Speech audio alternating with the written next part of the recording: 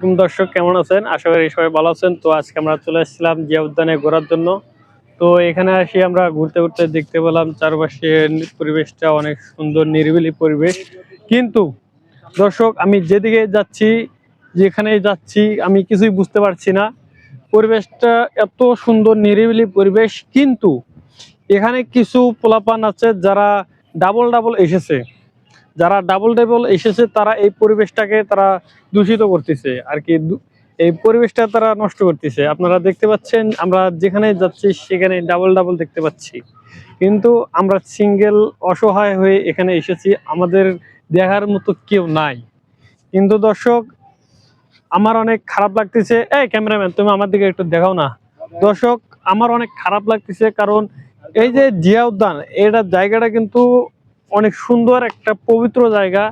এই জায়গাটাতে কিছু বাজে পোলাপান এসে, কিছু দেখা যাচ্ছে ছেলে মেয়ে এসে ওরা জায়গাটা কি করতেছে, নোংরা করতেছে। কিভাবে নোংরা করতেছে, তারা বিভিন্ন জায়গায় এক একজন ডাবল ডাবল বসে তারা বিভিন্ন রকম মানে ইঙ্গিতে, আকারে, ব্যবহারে, আচরণে তারা একটা খারাপ দিক প্রকাশ করতেছে।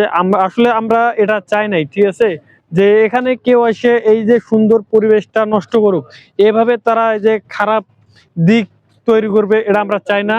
আমরা চাই সুন্দর নিরিবিলি পরিবেশটা। এখানে যেন সবাই এসে যে ওখানে যে কবরস্থান আছে, আমরা সবাই যেন দোয়া করি।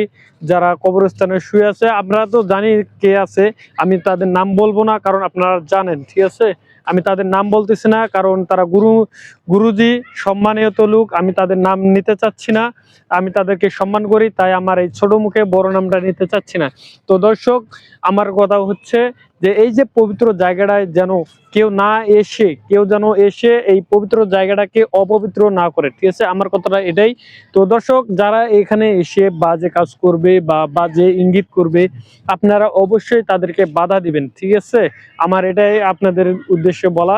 আপনারা এখানে কাউকে খারাপ কিছু করতে দিবেন না, আপনারাও করবেন না। এবং কাউকে যদি আপনারা দেখেন খারাপ আচরণ করতেছে, অবশ্যই বাধা দিবেন। আমরা চাই এই জায়গাটা পবিত্র থাক, সুন্দর থাক। এই বলে আমার বক্তব্য আমি শেষ করছি। আপনারা ভিডিওটি বেশি বেশি করে শেয়ার করে দেন। ধন্যবাদ।